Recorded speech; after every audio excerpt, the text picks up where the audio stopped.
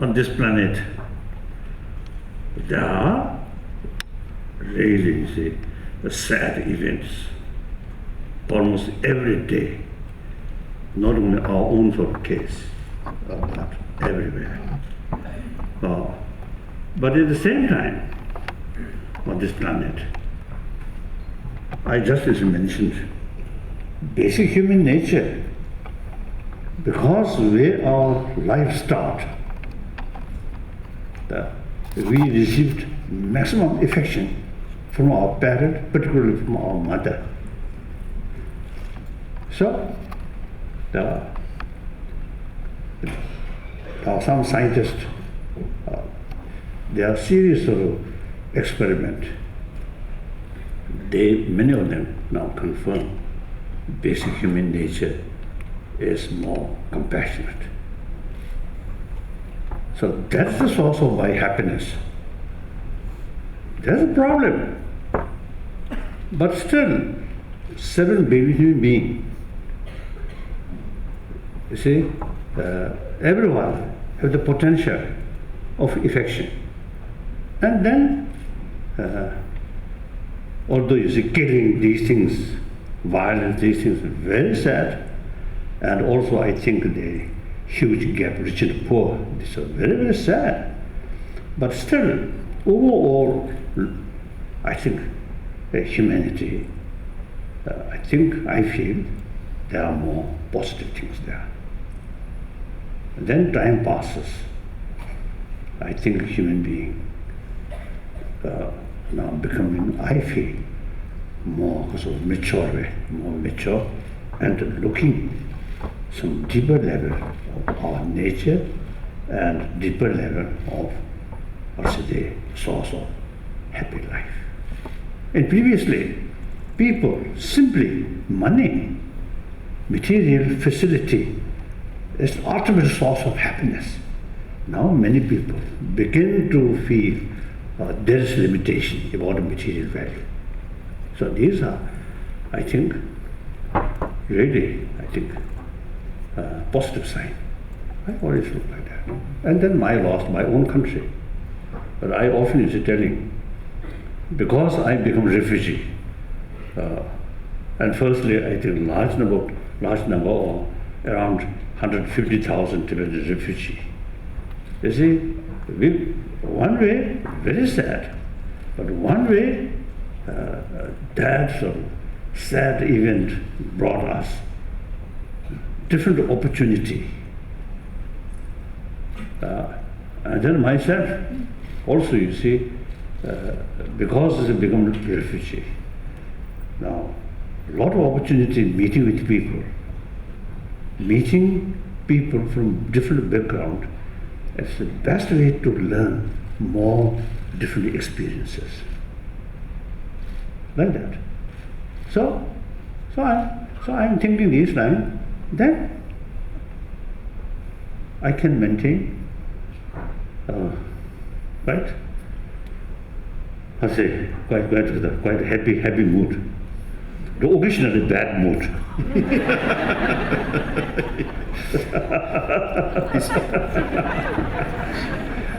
How important is it to have that peace of mind to accept things you can't change? To accept there are things you can't change. Right. That is an 8th century, a great Buddhist scholar, also logician. So he expressed the rough translation, something like this: when you're passing through some difficult sort of situation, something like tragic situation, then analyze the situation. If the situation, you see, something possible to overcome, right, then no need to worry, make effort.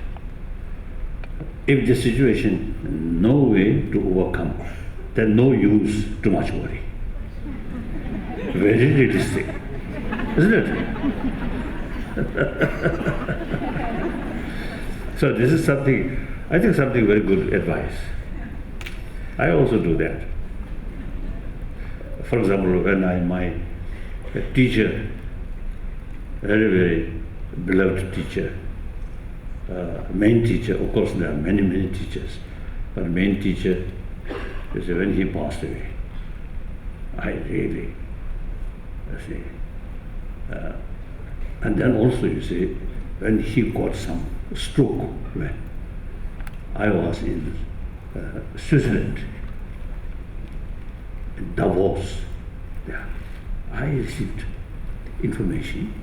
One of my best friend, one spiritual, sort of, my teacher, he died all of a sudden.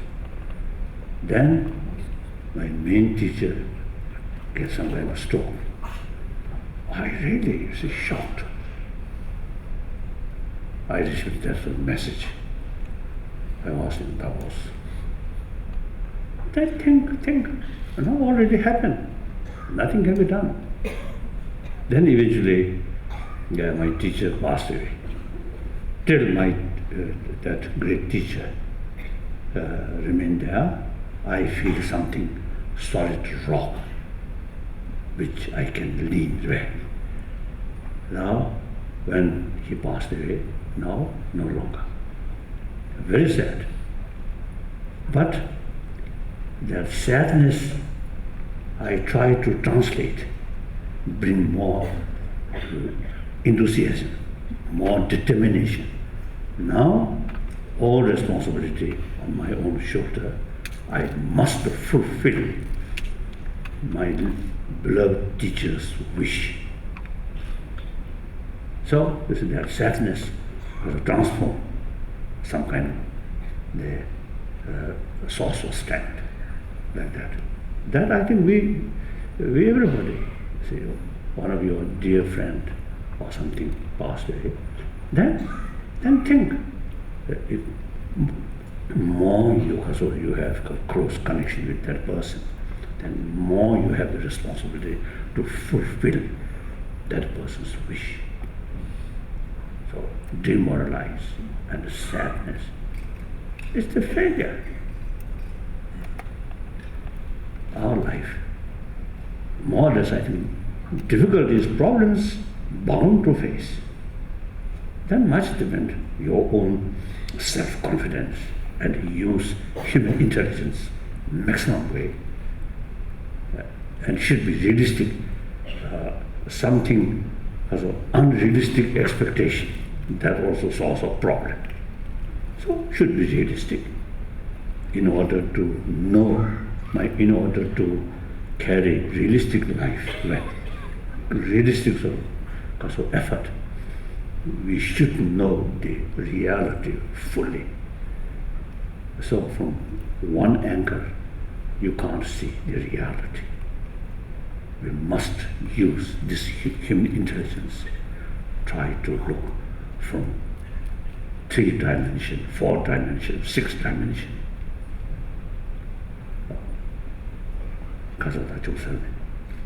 Objectively, you should not involve your wish or your fear without that. Just analyze the situation, the reality.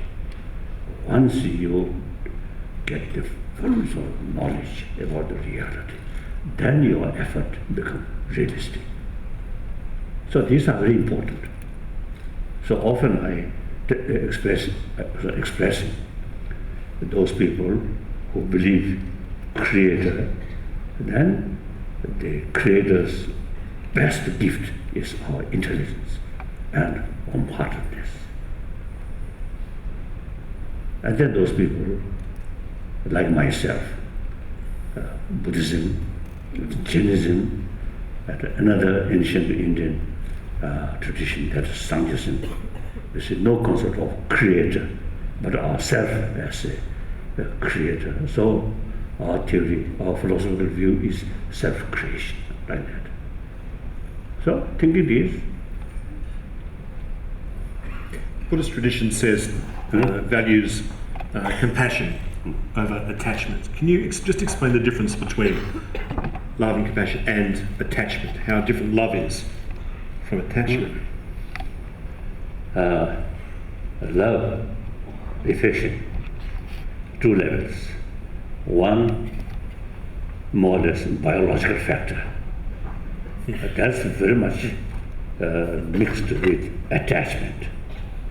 So that biased love, essentially very much so mixed with attachment, that very much oriented about others' attitude.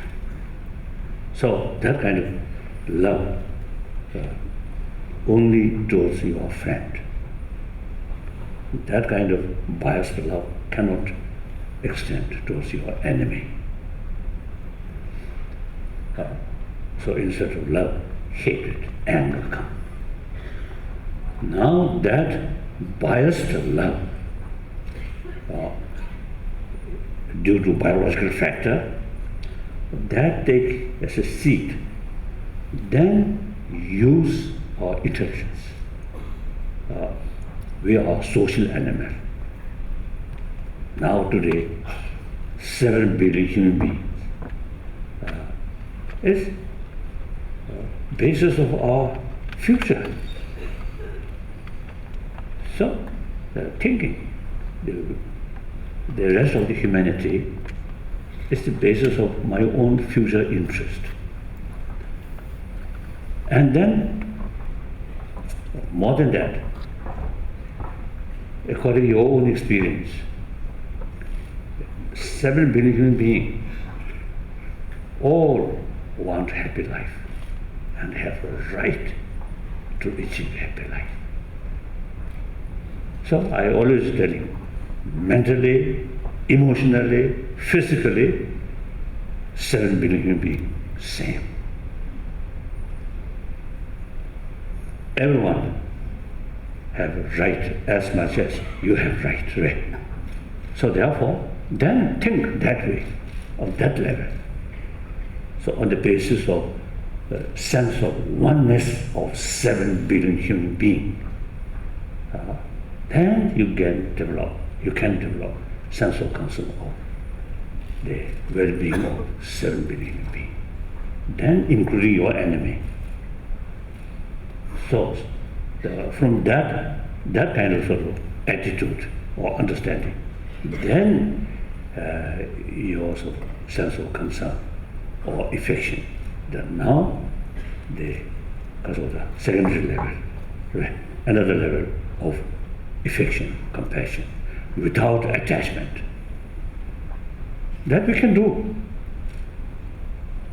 irrespective of whether religious people or non-religious people, doesn't matter. Even animal have that sort of potential, even animal have. No? How should we do that then? How should we extend compassion towards someone who means to do us harm? Yes, as far as their action is concerned, their attitude is concerned, negative, so you may take, if necessary, appropriate countermeasure in order to stop, but without anger. But as a person, you see, because that person also have every right to be a happy person. So while you are taking appropriate countermeasure, you can keep serious, compassionate attitude towards that person. That can do. Of course, these are not automatically come back. Like as a automatic machine. You need effort. Even physical, because sports are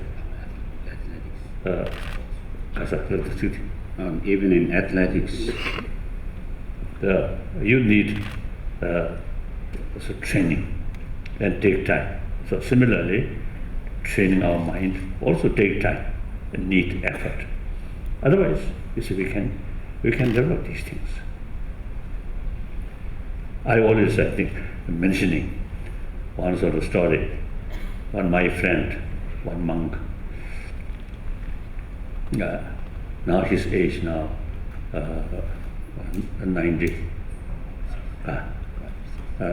95 years old. He spent 18 years in Chinese communist gulag after 59. So then, early 80, like some other Tibetan, he also had the opportunity to visit us, come to India. Then I have sort of casual talk as an old friend. So then he told me, during 18 years, this is some occasion he really faced danger. Then I thought maybe danger on his life.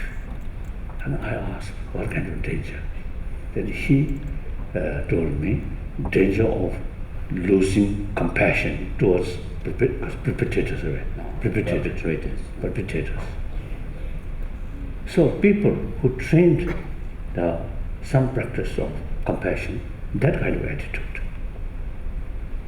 It is extremely important to keep compassion towards the person who creates problem for you. So he considered losing that is really serious danger. Like that. Of course, I have the bigger name, Dalai Lama. He just ordinary monk. As far as the practice is concerned, I think his practice more advanced than me. If I have that kind of situation, I don't know what kind of reaction comes. I don't know really. Your Holiness, do you ever feel angry or outraged? Do you ever feel angry or outraged? Well, of course. One clear example. One time in New York or New Jersey, many years ago, I think at least 10 years ago, maybe. Let's say one New York Times columnist, one lady, she came. Then I think I was in New Jersey. So she asked some questions. And then one question she asked me, what do you want your legacy? Then I told her, I am Buddhist practitioner. I should not think. I should not have some kind of concern about my name, my legacy. Then she shifted some other topic. Then again she asked this and that, same question. Second time. And I respond same way. Then some other topic. And then again third time she asked. Then I lost my temper.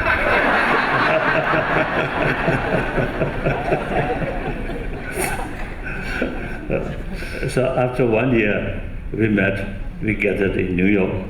So we both laughing, you see, recall that incident. Then I think last year in South India, some Buddhist group, they invited me to teach something. So I went there. When I reached there, one organizer, one my great and long-time friend, one lawyer, a Buddhist, of course, Buddhist. Then he asked, he told me one of my previous visit, to say my talk about Buddhism. He told me that the audience find it very difficult to understand. So please tell very easy thing. Right? Then I lost my temper. Then I told him, because they do not know, then it is something relevant to tell. If something already know, then no use to tell.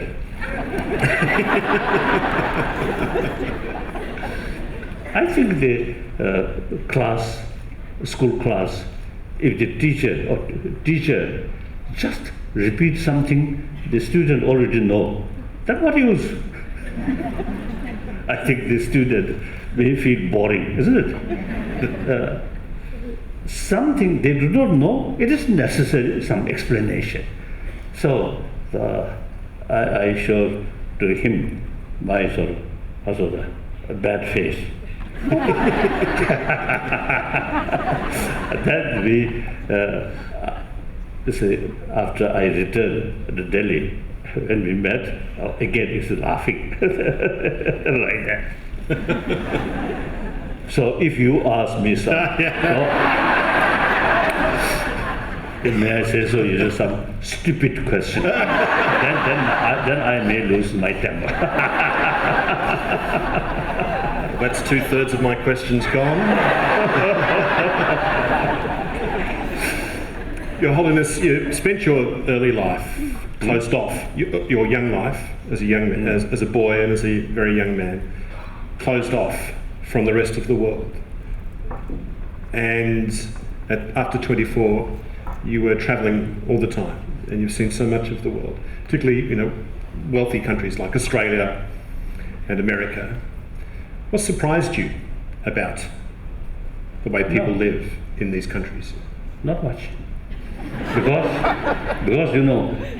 the previous Dalai Lama, 13th Dalai Lama, you see, he kept some books, of course, the English one, and also, you see, about, First World Wars, pictorial books. And there are many, many books. So I found, to look picture these war events, these battleships, and then aeroplane just to start, some old type of aeroplane, these things, and then picture of New York City, London, Paris, Berlin, Rome, of course. You see, quite familiar. And then one, I think, Mr. Harry Hara, one Austrian, two Austrian. You see, actually they went to Tibet. No, they come to India for Kasota actually. Expedition also. I think, I don't know. Then British India caught these people and put some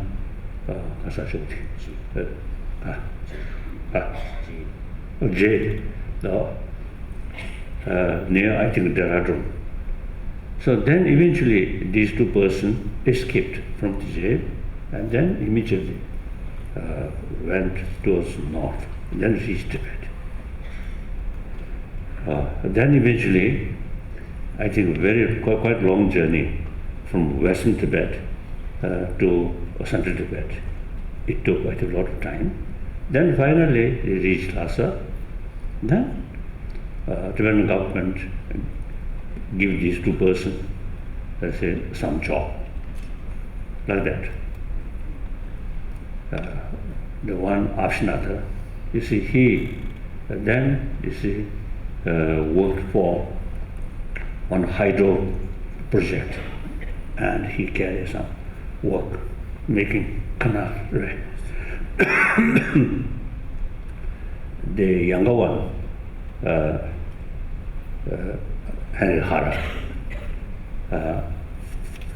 Then eventually, I think my mother, met these both as a sort of poor two foreigner. So my mother eventually give them some sort of food or some clothes like that. Then eventually they become close. And particularly my elder brother, they become very, very close friend. So therefore, then eventually the younger Australian, came to my place, handling some missions like that. And then eventually we become close friend. So he also is quite helpful, you see, telling, explaining about their country, their life, their culture, these things. So I think that's the main reason when I first visited Europe and then America and also the Soviet Union. That was in 1979. So it's something familiar. When you came to Western countries, Perhaps you see, one little bit sort of surprising. My first visit Europe, mainly America, that's I think 1979. And then some people actually become my friend. So when I first meeting, one wife, and I think one or two children. Then after a few years, second visit, another wife. Yeah. Then eventually, I think a few years later, a third wife. divorce. Marry with children, then divorce, then another sort of wife, then again divorce. That's a little bit of a surprise. Although our friendship still remains as an old friend. Okay, no problem. That's his private business. I have nothing to do.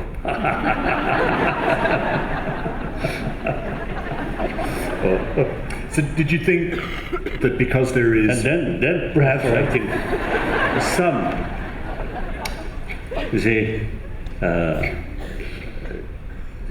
chancellor or president of some big universities, naturally, that's a very big name as a chancellor, right? Big university, I think several thousand students. Something prestige, my way. Prestige.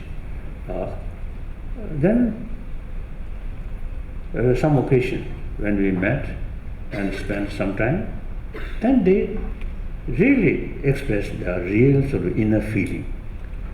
Then, you see, too much stress and much worry, very unhappy person. Then we talk.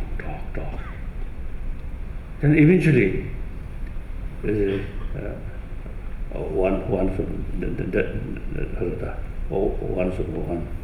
one chancellor, that kind of a situation. Then afterward, completely change. So that confirmed to me, materialistic life, all the facility and good name, good education, and good salary, but unhappy person.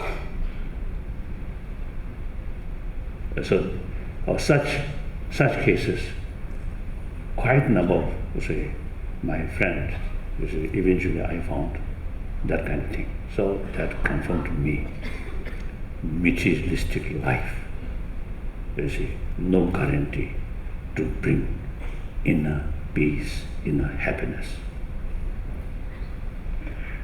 One occasion, I met one Catholic monk in Spain, Barcelona. I was told, firstly, the organizer told me, one Catholic monk, he wanted me to see me. And then they explained that monk, 5 years spent there, some mountain behind Montserrat temple or monastery. 5 years, hermit life. I already told by organizer. Then I met that Catholic monk. He told me he spent 5 years in a hermit life, bread, tea, but otherwise very little normal meal and cold drink and some bread. Then I asked, I was told, you spend 5 years in hermit life. So what kind of practice? And he told me, meditate on love. When he mentioned that, in his eyes and face, something really very peaceful, very happy sort of expression. Like that. Deliberately, not much concern about materials of value, materials of facility, hermit life. Not 1 week or 1 year, 5 years. So, this shows inner peace is the ultimate source of happy life, happy person. Like that. And among Tibetan also, you see, there are such sort of experience. Then many Hindus, many spiritual practitioners. Some Indian? How many Indian here? Raise hand. One Indian.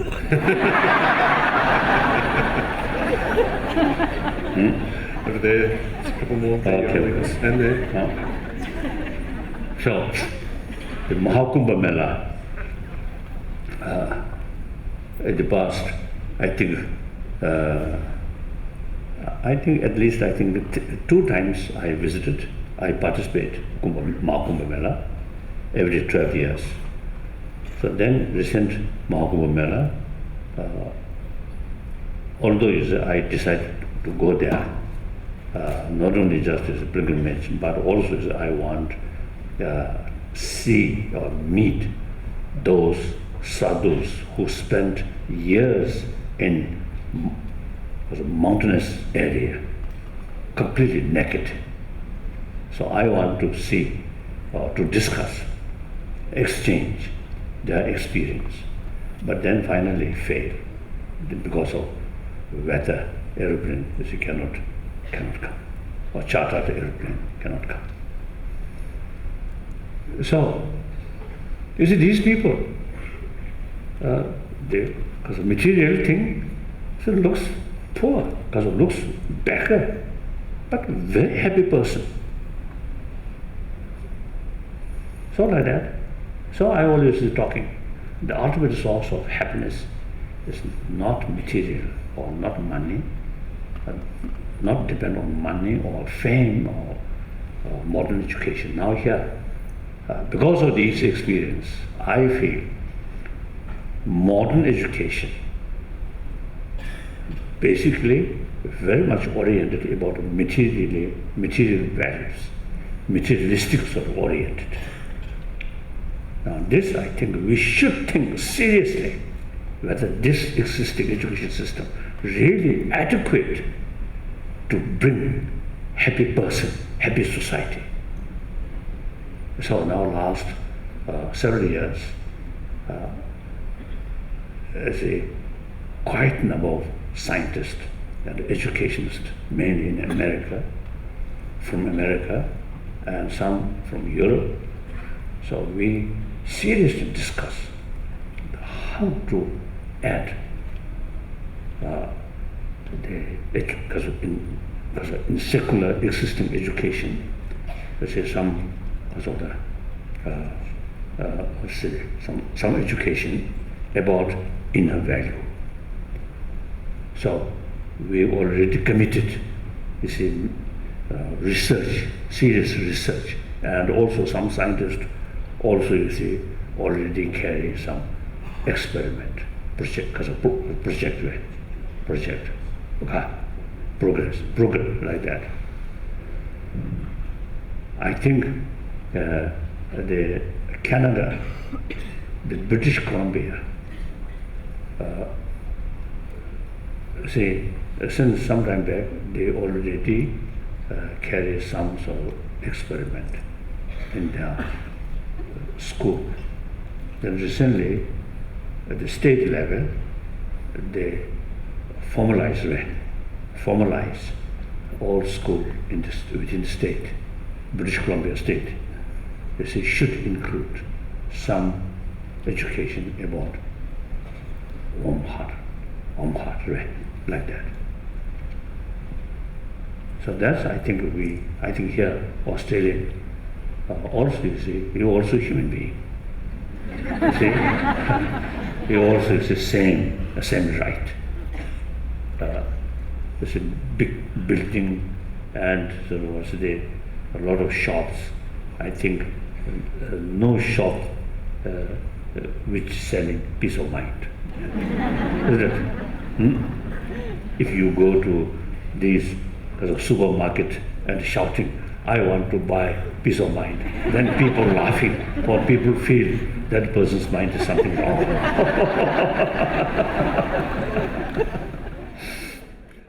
Such people waiting in the wings to speak with you now, scientists and educators who I'd like to invite to the stage to join us now in conversation with His Holiness. Ladies and gentlemen, please welcome now to the stage our four panellists, Dr. Sue Knights. Even more welcome, ladies and gentlemen, Charlie Scudamore, Professor Barbara Fredrickson, and Professor Paul Gilbert.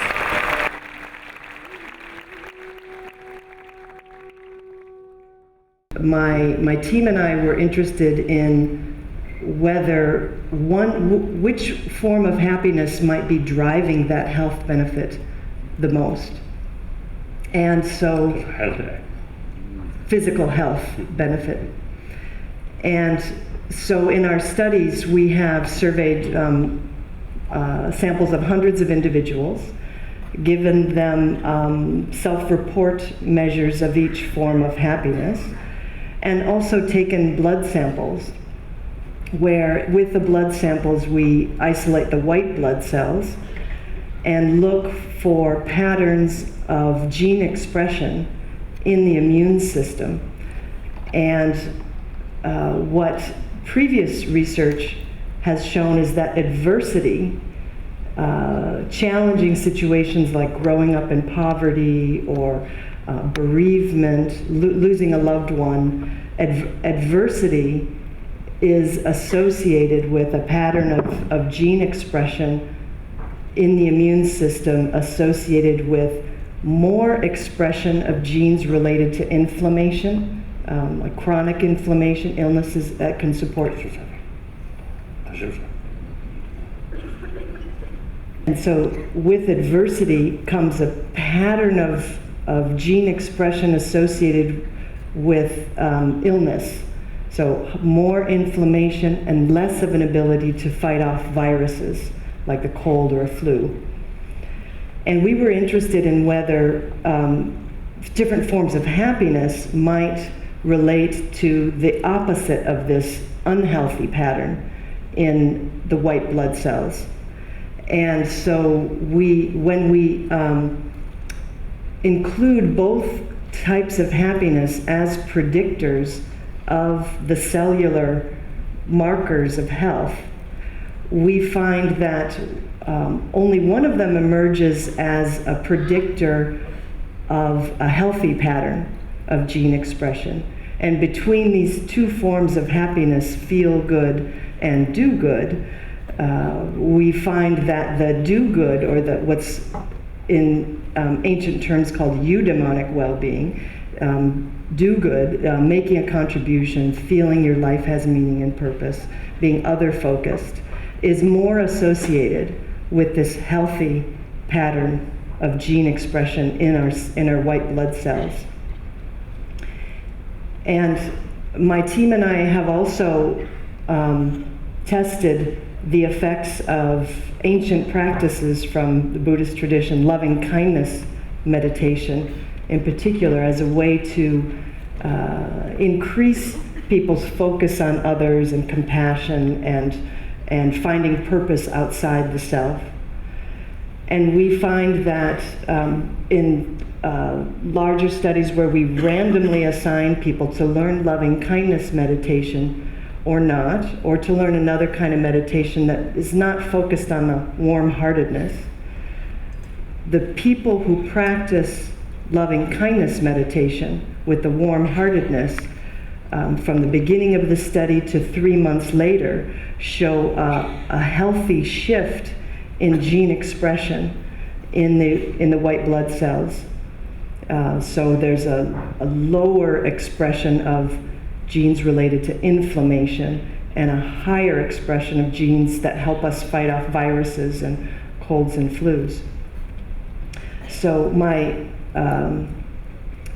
so we find here that people through their I think this is something to cool fan or air coming. I think you also I think feel cold. yeah. It's a little cold. Oh. The fan blowing. Thank you. So while we are discussing about happiness, our physical get little uncomfortable. That's also unfair.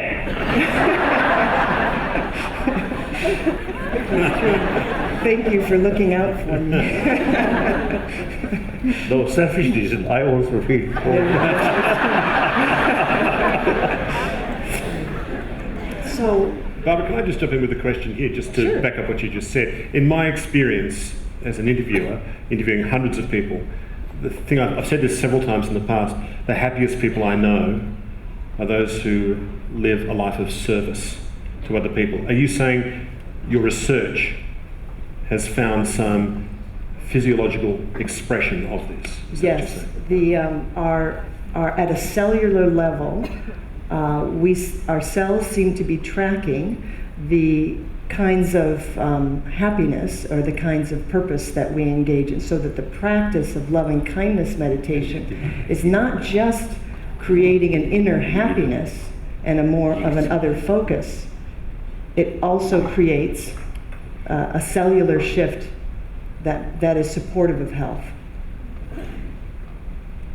So my question for you is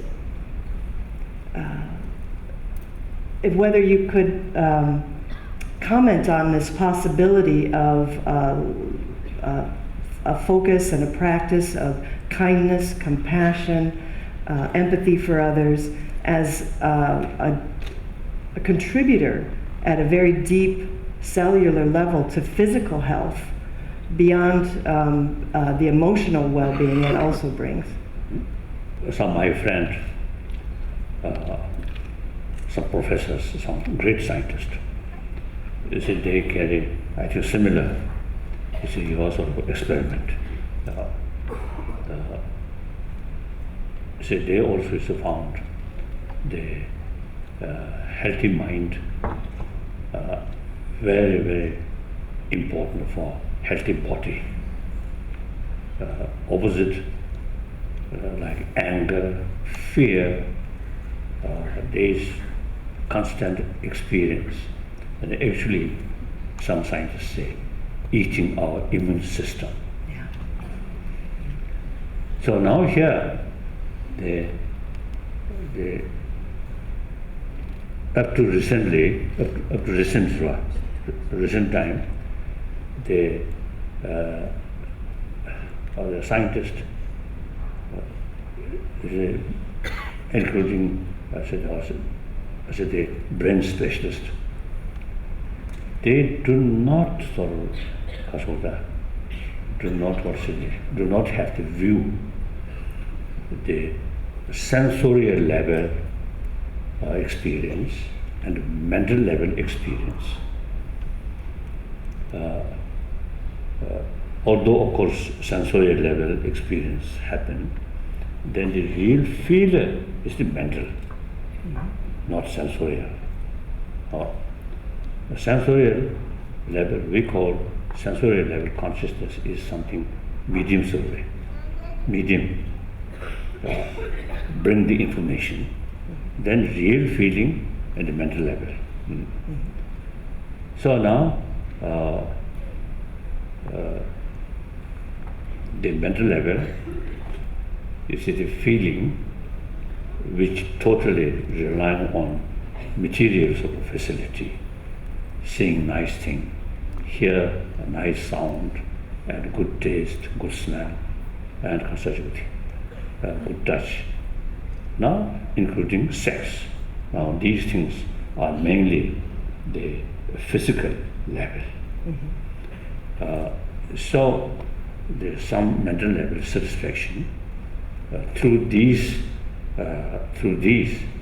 There's limitation. So long you see that sort of facility there, you feel some satisfaction. When that no longer there, then just a memory. Other hand, mental level, as you mentioned, the sense of concern or compassion, that's mental level. So not relying on the sensorial sort of experiences. So that, and including faith also. Those are the people who tremendous, like that Catholic monk, tremendous of faith. So not depend on sensorial level experiences. More lasting. And that, you see, day and night can sort of maintain. So, firstly, you see, we have to make distinction. Sensorial level experiences and mental level experiences. Now, between these two, now obviously, you see, someone, the material facility usually, you see, provide us sensorial level experiences or pleasure. So the people who have all this facility and completely sort of rest in their own home, but mentally some stress, some worry, and that sensorial level comfort will not subdue the mental level worry. Other hand, mental level is completely sort of peace, or happy, or satisfied through faith or through practice of compassion or like this. Then the physically, even for some sick, pain, but the person can be a very happy person. So mental level happiness or satisfaction have the power to subdue physical level difficulties. Isn't it? Yeah. So now some scientists now begin to make distinction, sensorial level experience and mental level experience. Well, like that. But that I think quite easily can make distinction. Brain sort of wave or movement like that. So it is very true. The deep satisfaction, not through sensorial level, but mental level, that's much more stronger and very, very effective to our body self. That's absolutely right. So these are now not, you see, these understanding, not relying on quotation marriage, but simply through experiment. Right. So therefore, my usual sort of talk about secular ethics based on this scientific finding. We can tell the result of scientific sort of experiment. That's really convincing. Right. You see, tell people, oh, you should be more warm-hearted person because you see, God told us, or for me, you see, Buddha told me. And some people say, oh, very serious. Some people say, it doesn't matter. But the scientific finding, that's something. You see, it's something reality. People can, So therefore, you see, I'm Buddhist monk. So half body, half mind, scientist. So not a full Buddhist monk. half Buddhist monk, half scientist. we scientists appreciate that. Your Holiness, but perhaps you want to talk to His Holiness about one of your theories is that these micro moments of compassion, that if you show that, it can lead to a self-reinforcing upward spiral of feeling that can actually defeat a downward spiral of depression. Right. Yeah, that's what. One of the things that we've been finding is that these momentary connections of compassion and love between people are so influential. They appear to be so influential on health that we might consider them as health behaviors as much as eating our fruits and vegetables or staying physically active, because they give a tune-up to the physical heart and are registered at a cellular level in terms of gene expression. So that I think sometimes contemporary society takes love to be romance and marriage and big moments as opposed to small moments of kindness and compassion. And the science is pointing us in the direction of that, how vital those moments are, how life-giving those moments are to the human body, that helps us point in the direction of this is how we can live life to the fullest, not just in terms of the connection and community that we create, but in terms of the health that we create in our bodies. And give, like when we have these micro moments of connection, it's not just about our own health, it's about the other person's health as well. That's right. Do you have a response to that, Your Holiness? Do you have a view on that? On positive, yeah. That's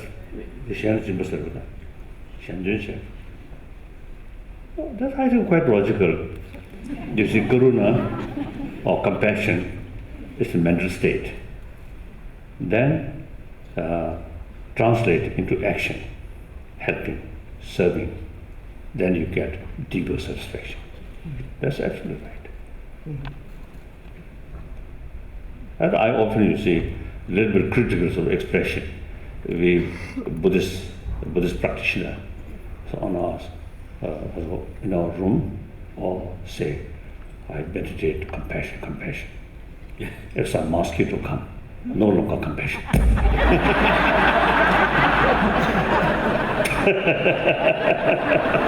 Me too. Sometimes you say, when my mood is good, then also you see no danger of malaria. Then I also you see give some blood to mosquito. but when I get some sound sleep, then do that.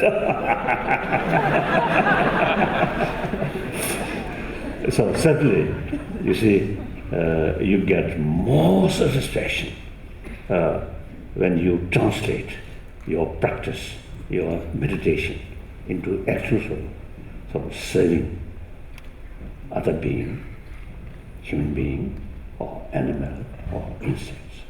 You get genuine sort of satisfaction. That's absolutely right. Absolutely right. I think we can judge whether that practice is serious or not till it translates into action.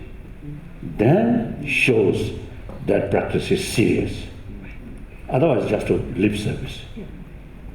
And we find that in our studies as well, that it's not so much the time spent in practice, but the emotions and the connections that happen in daily life that lead to the health benefits. So the practice is the springboard to those ways of being in the world, and those are the sort of active ingredients in the change.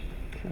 Please, ladies and gentlemen, thank you very much, Barbara Fredrickson. Thank you so much, Barbara. We're going to play some musical chairs now, and I'm going to invite Professor Paul Gilbert to talk about his work with His Holiness and with you guys as well, of course. Professor Paul Gilbert's research is focused on the treatment of shame-based difficulties and on compassion-focused therapies.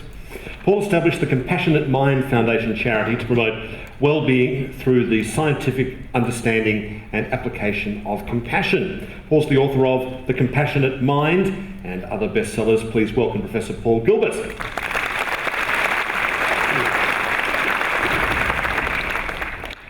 First, Your Holiness, this is a great privilege and honor for me, and a great pleasure. And thank you so much for making this possible to be here. So I work with people who have mental health problems. So we work on the dark side of human nature. And we begin by thinking, what do we mean by compassion? And we took that from your book in 1995. You wrote a book on compassion. So our definition is it's a sensitivity to suffering in self and others with a commitment to discover the wisdom to know how to alleviate and prevent it. So two psychologies to this. The psychology to have the courage to engage the suffering, and the preparedness, the commitment to develop the wisdom to know what to do. So when we work with our clients, these are where we begin. And we begin by understanding the roots and the sources of their suffering. The sources of the suffering can be found in many places, but one place is the fact that the human brain itself is very tricky. And the reason it's very tricky is because of the way it's evolved. And you indicated this, I think. Also. There.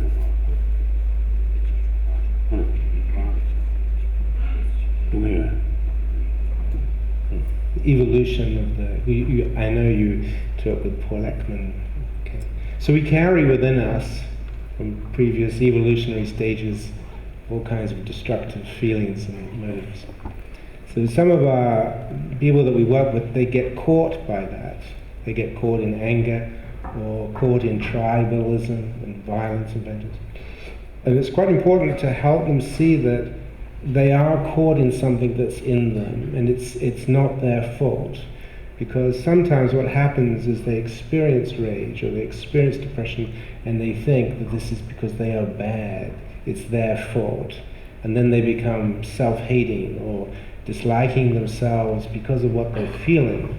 So we start with compassion by helping people understand the roots of the motivations to be hurtful or angry or fearful or depressed, to see that that's in all of us, it's our common humanity.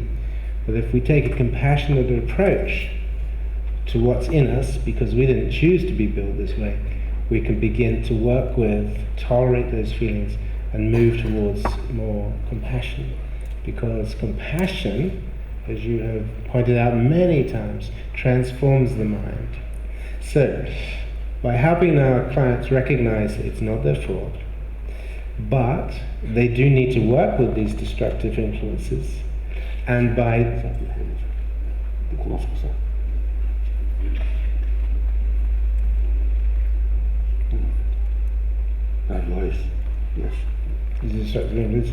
and by learning how to develop the courage to engage with the suffering and practice the wisdom to be able to begin to work with it without blaming or shaming themselves. This is a way that we find can be quite helpful to people. So that's part of what we do. And we see compassion as a flow. So there's the compassion that you feel for others. There's the compassion that you are aware of coming from others to you, gratitude, so to speak. And then there's self-compassion. And we help people with all three. All three are important. And we help people to deal with their fears and blocks to compassion. Because sometimes people are quite frightened of compassion. They don't trust it. So if people are compassionate to them, they don't trust that compassion.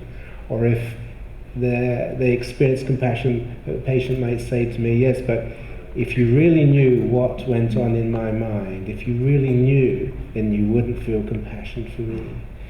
So helping people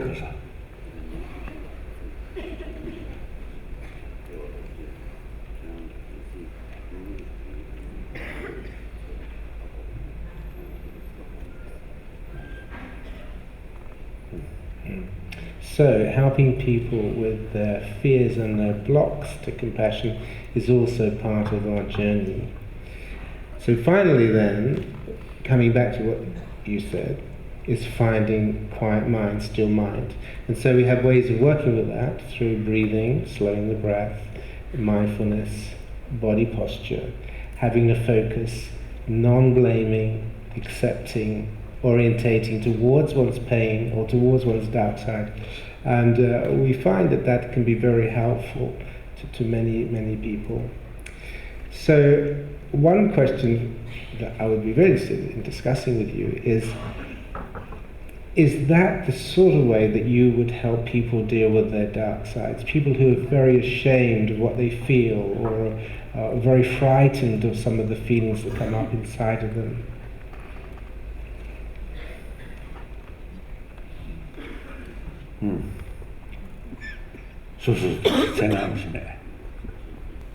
I think in deep inside, it's too much self-centered attitude. Because of that, you see, you want something best, and then small sort of negative things. You see, you feel something negative within yourself. Then you feel a sort of shame. Right? I think that's because of true sort of extreme sort of self-centered attitude. You want the best, but of course impossible. Right from the beginning, become best, difficult. So, as I mentioned earlier, as an unrealistic sort of hope or something. Then when that fails, then self-hatred, anger, right? Or just as completely lost courage or hope. I think that I think mainly due to unrealistic sort of the attitude, somewhat, right? And then, in order to show affection to other, first you need self-care, self-love. Without that, how can you extend to other?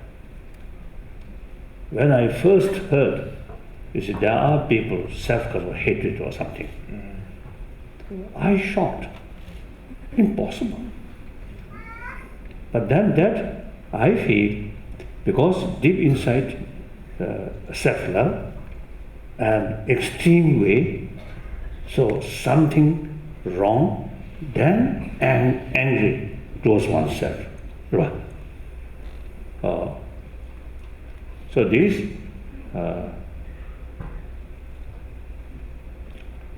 when we deal about mind, the subject of mind or emotion, not simple.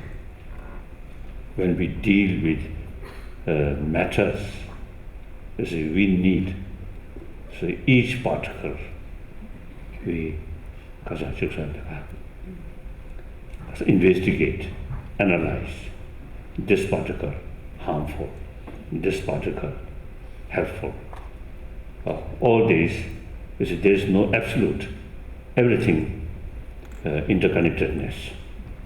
So medicine for our different sort of virus, different sort of because of the cells. You see, this material also goes well with this sort of the particle. This may not go well with this sort of particle. So in order to take care, in order to make medicine, you have to sort of study each sort of particle or each sort of cell thoroughly. So similarly, dealing with our emotion, we have to full of knowledge about the whole, I usually call whole map of emotion, yes, or map of mind. So therefore now I want to tell my Indian friends the ancient Indian sort of psychology, knowledge about human mind, human emotion, highly developed. Unfortunately, modern Indian forget or not much pay attention about these things. Now, hopefully, more and more Indian, particularly youth, really showing some interest about ancient Indian knowledge about mind. I really admire, because we are student of Nalanda tradition. Among the Nalanda masters were writing a lot of sort of explanation about emotions, variety of different emotions and different minds. And once you know, once you get fuller picture about map of emotion, map of mind, automatically then you have sort of better sort of fuller knowledge about interrelations with these different emotions. Then much easier to tackle. Angry, fear, very close. That also is very much related with self-centered attitude. More sort of extreme selfish sort of. Selfish there. Since many years, I usually expressing, we are selfish, but we should be wise selfish rather than foolish selfish. That means, you see, take care of oneself. You see, realistically, then we are a social animal, biologically. I think you all the same view. The constant anger very bad for our health. More compassionate give us. Anger also sometimes get some satisfaction, isn't it? Oh, but that satisfaction not much help. So out of compassion, serving other, you get satisfaction. So previous satisfaction based on ignorance. The second satisfaction based on reason, common sense, isn't it? So now here, validity,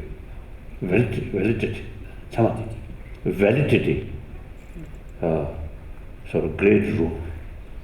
Validity is the opposite of ignorance. Now, out of anger, even out of killing, you get some satisfaction. That very much related with ignorance. Helping other or serving other, satisfaction, that's very much sort of depend on valid reasons. Then reason, also you see, there is no absolute. From the now Buddhist viewpoint. Of course, those who say theistic religion, God is absolute. Buddha also not absolute, something relative. So in any way, you see, it is quite important to have fuller knowledge about whole sort of the world of emotion, world of mind. Now, I think scientists, I'm quite sure, further develop through experiment. I think knowledge or interest, now already some scientists now really showing genuine interest about study of different variety of emotion, different variety of mind already.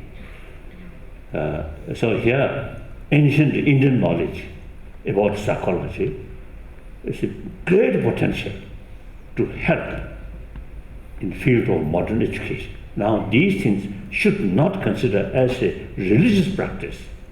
This is simply knowledge about our health, mental health and physical health. So itself, although you see these information come from ancient religious literature, but itself should not consider part of religion. This is academic subject, isn't it? So I think a modern Indian a little bit neglected about that. Now I have some critical view. When modern India, the British introduced modern education in India, wonderful. But at that time, I think Indian traditional sort of educated people, I think should take some sort of some involvement when the modern education introduced in India should have some kind of more synthesized education system. And the modern education means from the West. West, of course, the Judeo-Christian tradition, wonderful, really wonderful, and some extent Muslim, wonderful. But you see, those traditions, you see, their main sort of, also the important thing is faith towards God. Then you see, the more simple faith towards God, more willingness to practice love, or forgiveness, tolerance, these things, wonderful. But whereas non-theistic religious tradition, self-creation, then quite relevant, more knowledge about our own mind, about our own emotion, and try to transform our emotion, not through prayer, but through we call analytical meditation, analyze. So therefore, particularly those non-theistic religious traditions, more available about the information of mind or emotion. So when India, you see, getting so therefore you see the modern education started from West, so that kind of background. Whereas in India, you see, over 3,000 years, one tradition, you see, a self-creation, as I mentioned earlier, Sangha, Jain, Buddhist, these three. So I think, so in any way, so then in India, you already have, you see, a lot of information about this mind. So these, I think at that time, and firstly, Western modern education started, I think should include. But still, not hopeless. I think we can add. Now some university in India, some university in Delhi, some university in Meerut area, and also South India. Now, number of professors now really showing interest in these things. So that's quite complicated. But I think with the modern education field, I think some sort of lesson about mind, about emotion, could be useful. Very much so. Yes, very much so. And I mean, I don't know the Indian system, but the idea of helping children understand all the different dimensions of mind, you know, the fears, the angers, the lust, the hatred, and the joy. I think this is so important. It's a really important message that we learn early on about what goes on in our heads. Indeed, we're going to pick up the discussion with Sue now about schools, but in the meantime, please thank Professor Paul Gilbert, ladies and gentlemen. Thank you.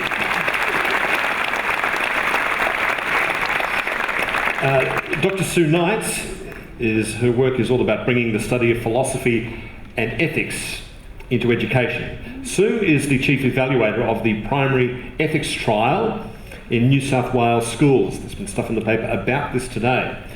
Her research interests include the development of justificatory reasoning skills and the embedding of philosophy in the classroom from kindergarten to year 6.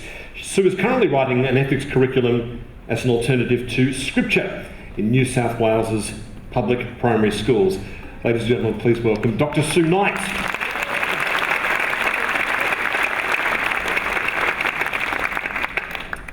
Your Holiness, I'm very grateful to have this opportunity to speak with you about my... Closer. Closer? Is that better? Yes. Yes, sorry. Anyway, I am very grateful, thank you, to be able to speak with you about my work, so thank you. I am writing a secular ethics curriculum It's called the Primary Ethics Curriculum, and I think you may have spoken to some people about this yesterday in the Blue Mountains. Yes, yes. So the curriculum spans the years kindergarten, which is the first year of schooling, right through to year 6. And currently there are, I think, 29,000 students taking that course throughout New South Wales. And as Richard said, it's there in the classroom as an alternative to scripture classes. What I'd like to do is to describe briefly some of the features of the curriculum, but first I'd like to provide a bit of background. I take ethics or moral issues to be those that affect the lives of others, and not just other humans, but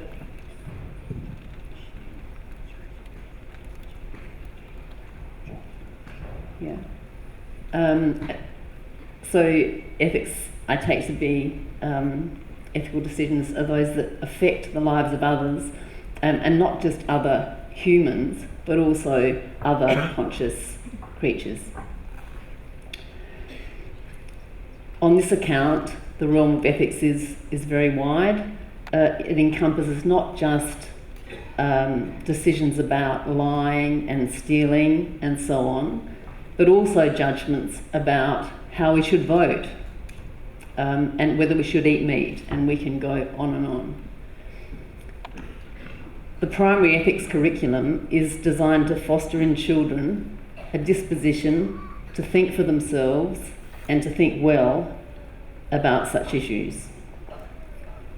And I take such thinking to involve recognising and evaluating the reasons that lie behind particular moral positions or judgments or actions. This is in contrast to what I would call a blind appeal to authority. The underlying conviction here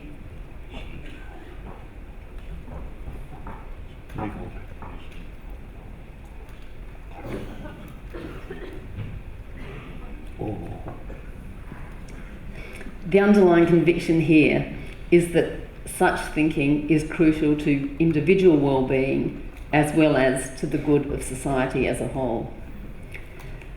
A second underlying premise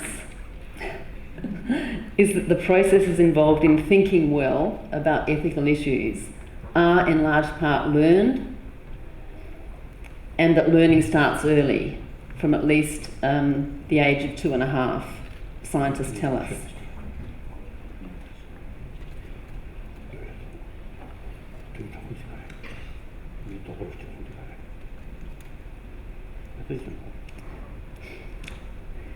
A third claim, which might be taken to follow from the first two, is that supporting children to think well about ethical issues is properly a task for public schooling.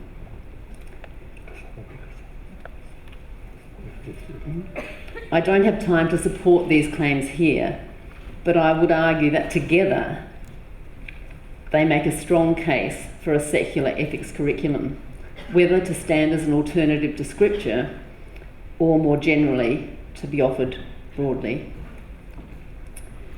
Now for the curriculum itself. I'd like to describe briefly what I see as its defining features. First, the curriculum supports children to develop the skills of argument. Thinking well in any sphere involves formulating good arguments, arguments whose premises are true and strong enough to support their conclusions. At the early stages, we aim to build upon children's implicit and partial grasp of logical rules and to help them develop these intuitions further. And later, we encourage students to discover some of these logical patterns of reasoning and to make explicit use of them in thinking about ethical issues.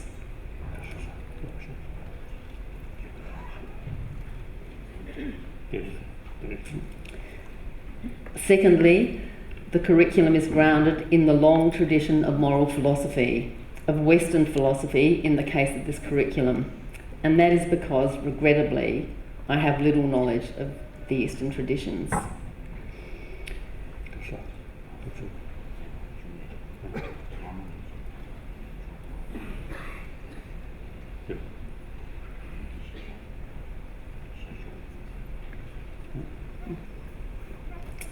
So our curriculum is grounded in moral theories, which for over 2,500 years have been and still are being tested, questioned and modified through a process of rational argument and counter-argument. I would argue that such theories provide our best hope of making progress towards answering the question, what makes an action morally right or morally wrong, and what is it to lead a morally good life. For the purposes of our curriculum, we identify three broad classes of theories, three broad approaches to ethical decision making. Very roughly, one approach, utilitarianism, directs us to look to the consequences of our actions, to the degree of suffering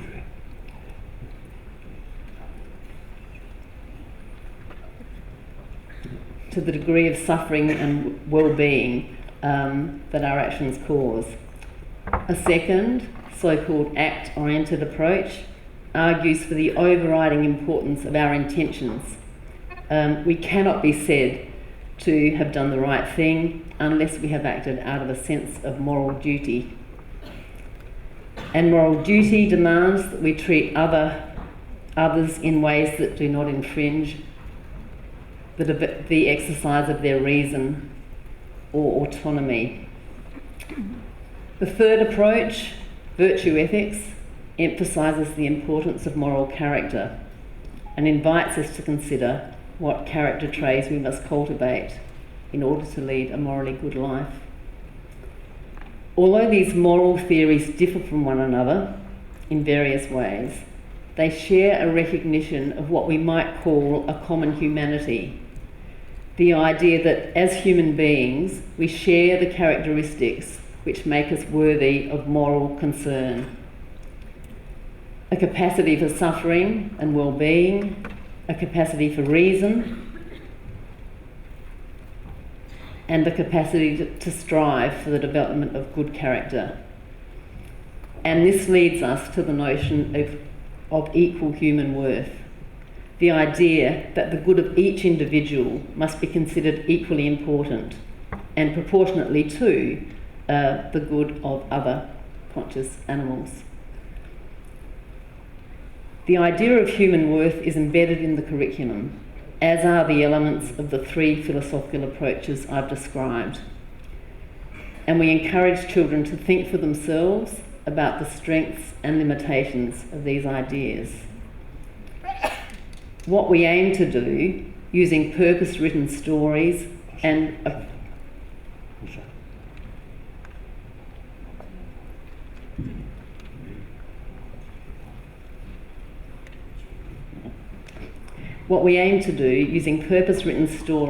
the process of questioning is to encourage children to discover these ideas and use them in their own moral decision making. This means that we need to help children develop the skills to manage all of that. To take one example, in order to understand the effects of their actions on others, children need to be able to put themselves in another's place. And so we have a number of topics focused on the development of this skill, on the development of the ability to empathise. We begin in year one by asking children to imagine what it would feel like to be another child holding a hailstone in his hand, for example, or mixing ingredients for a cake with his fingers. And then over the course of the curriculum,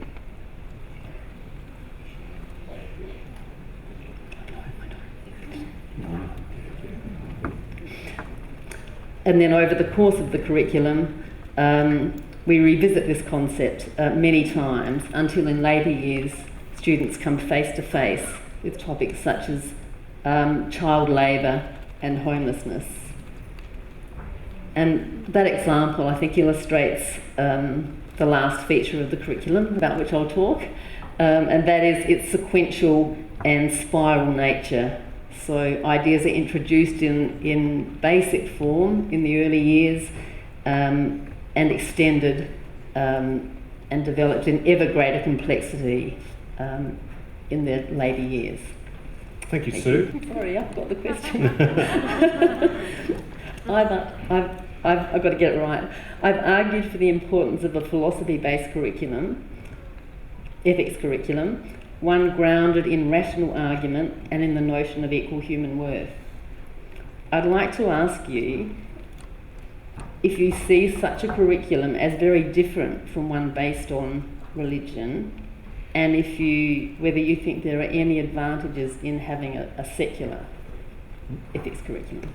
That's, I think, my own experience.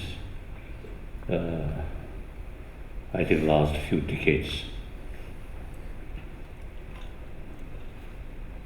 Now on this planet, there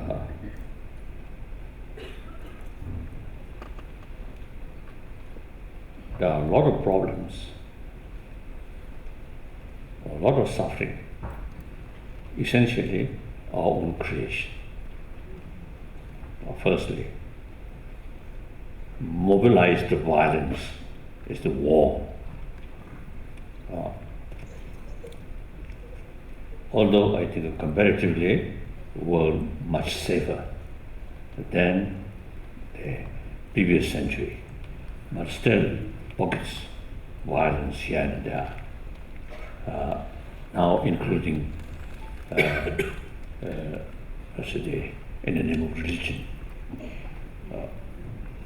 So this certainly our own creation. Here, big contradiction. 7 billion human beings, each of them want a happy life and a right to be a happy person. Yet creates some suffering by ourselves. So this shows we are lacking as ethical, I think ethical thinking. That's very clear, very clear. Then the next question, ethical. All major religious traditions carry ethical sort of the teaching. All have same potential. However, today's world, firstly, out of 7 billion, over 1 billion non-believer is fact. Then, if may I say so, among the about 6 billion believer, some naughty believer also there.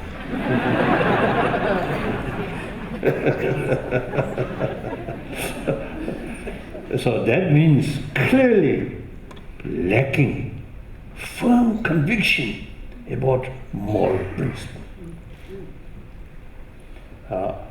So therefore, now we really need effort, to build more ethical society, ethical humanity. Right? And then the reality, they are non-believer, and then also among the believers, different faith, different tradition. So for example, theistic religious, so the fundamental method to promote ethics are concept of God, creator. Non-theistic religious people, that may not much sort of effective. Then non-theistic religious sort of way of approach, law of causality. to some people, according to their mental disposition, the single-pointed creator, faithful creator, is more effective than the kasajuti, the concept of law of causality.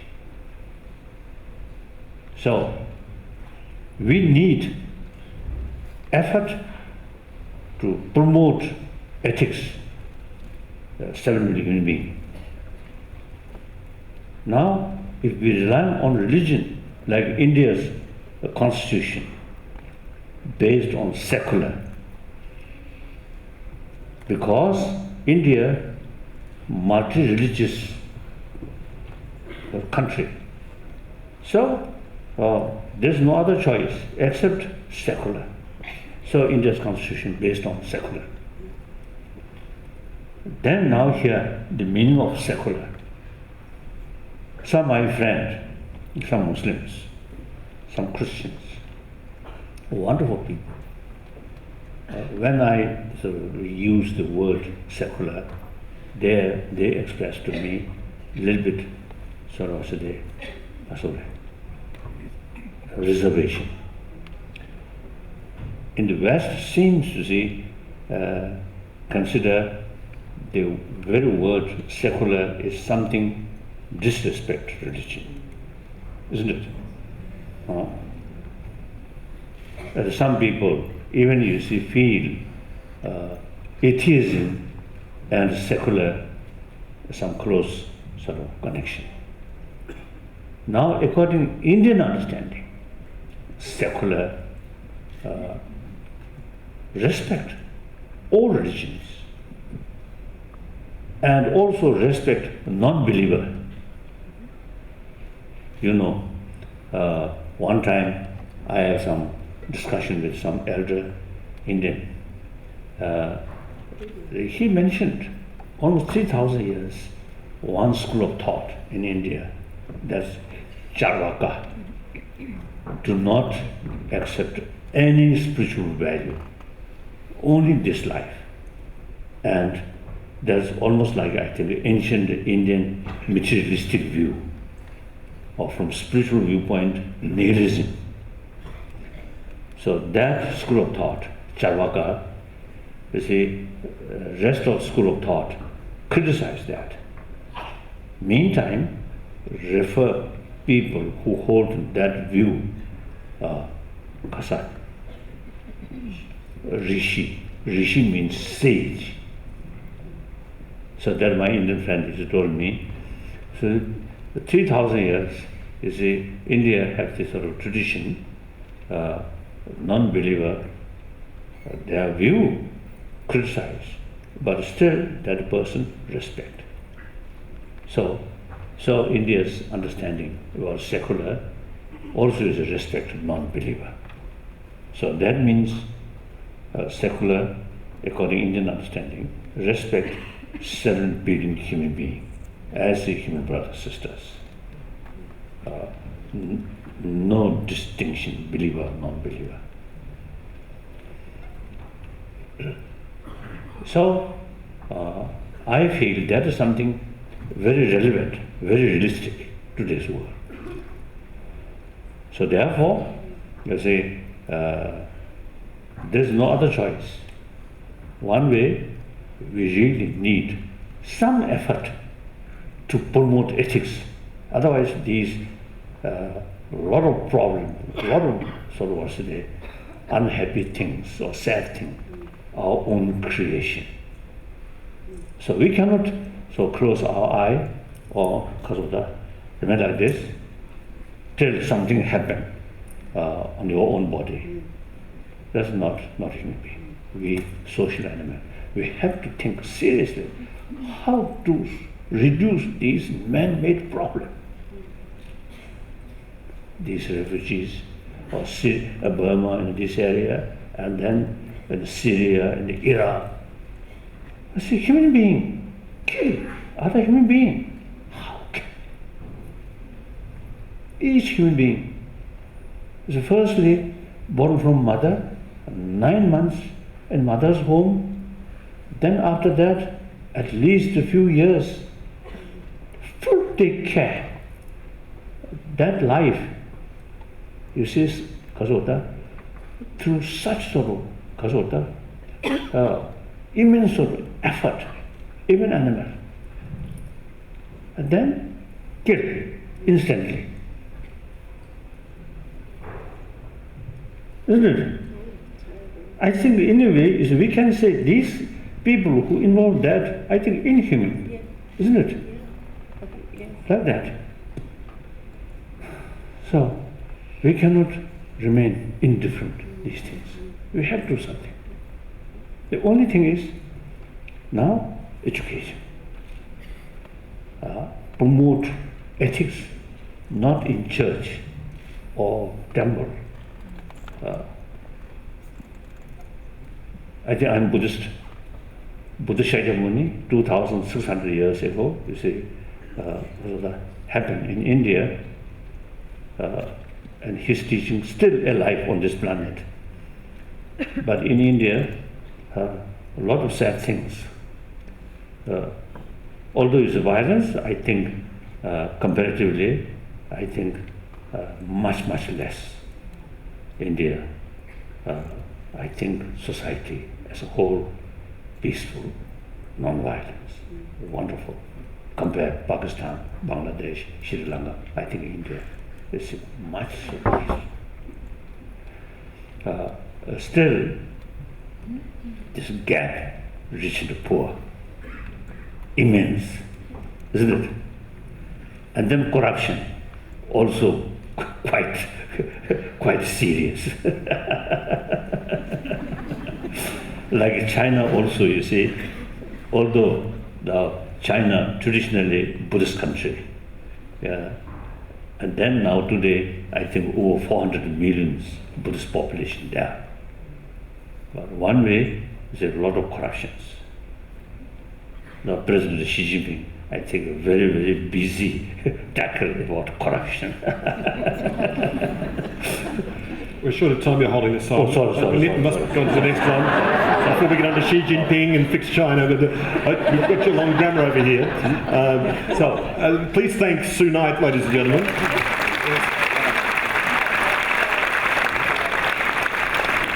Charlie Scudamore is next. Sorry. That's you see, my weakness. Once my mouth open, then blah continuously. So thank you. It reminds me. Thank you. Thank you, Your Holiness. Charlie Scudamore is next. He's the Vice Principal at Geelong Grammar School in Victoria, where he's introduced a positive psychology education strategy.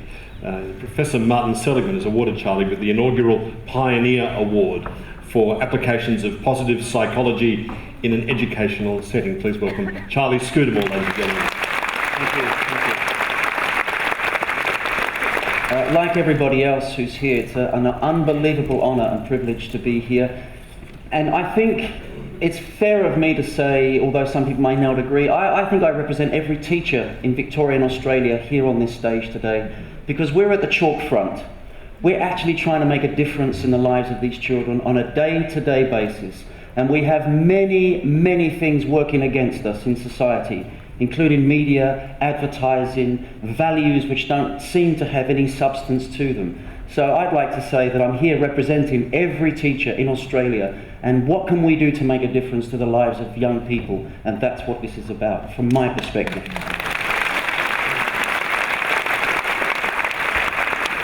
I wrote here, when we sat and discussed life at Geelong Grammar School and Australia, we had this goal. We said to ourselves, we would like to make the world a more peaceful and kinder place. Back in 2002-03, we asked the question, why is it that a Western, democratic, liberal, capitalist, wealthy country has so many young people with eating disorders, depression, anxiety, stress, body dysmorphia? Why? Why is this happening? What can we do to change this? And I don't think it's just Australia. I think it's in developed countries around the world, right? If we move forward to 2015, I can say to you there are many schools in Victoria and Australia, and believe it or not, in Hong Kong and Singapore, and possibly in Finland, who are beginning to embed positive education into their curriculum on a day-to-day basis. If you come to my school now, you will see that we have...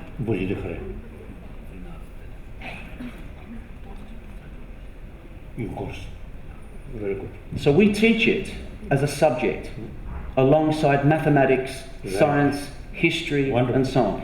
It is secular at our school, but we haven't got rid of our religious education. That's right. We're an Anglican school. Right. We haven't got rid of values and ethics teaching. We teach positive education, which includes topics on Bart Fredrickson's work on positive emotion, work from Tal Ben-Shahar, work from Marty Seligman on authentic happiness and how to flourish. These are embedded in the curriculum, and it's taught to our year 5, 6, 7, 8, 9 and 10 students throughout the curriculum. That doesn't say anything about how it's implicitly taught in our younger and older year groups. So this is what you will find. We have done this because we believe education has been hijacked in a way by too much assessment. HSC, ATAR, NAPLAN.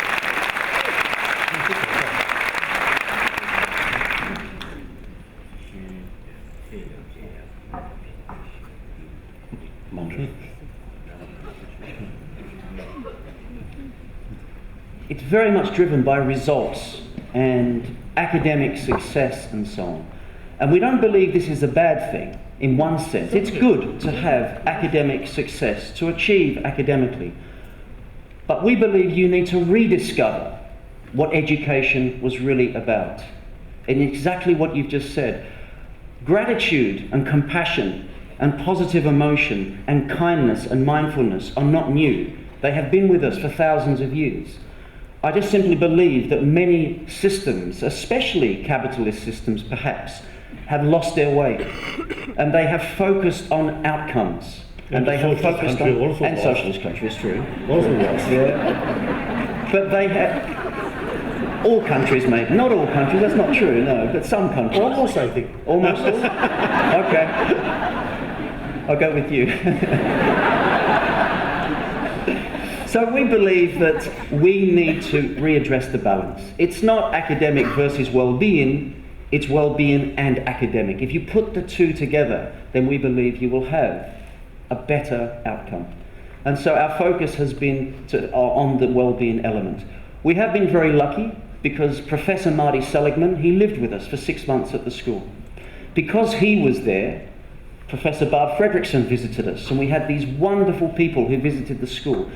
But Marty Seligman wrote the book Authentic Happiness. I know he now talks about flourishing and other things, but in Authentic Happiness he said, a person is authentically happy if they have pleasure, which is hedonic, but not too much of this, engagement in something you're good at, and using your strengths to develop this engagement.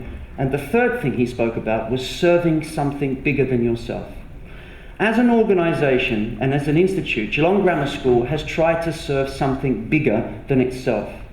We have developed courses where we have invited teachers from all over Australia to sit down and talk about well-being. So in these courses, it has been incredible. We have had Catholic, private, state, Greek Orthodox, Islamic, Jewish, maybe one Buddhist, I'm not sure, maybe one Buddhist may have come, but we have, and the first day, a little bit like this, the second day is more open, and the third day is more like this. It's coming together, because ultimately, as teachers, we love children, or else we would not be teachers. And when love is in the room, and when you are working together with people about love, then it's one of the most powerful things I've ever experienced. And this is true when we went as a team to Hong Kong. We thought, how will they relate to these examples? They are universal.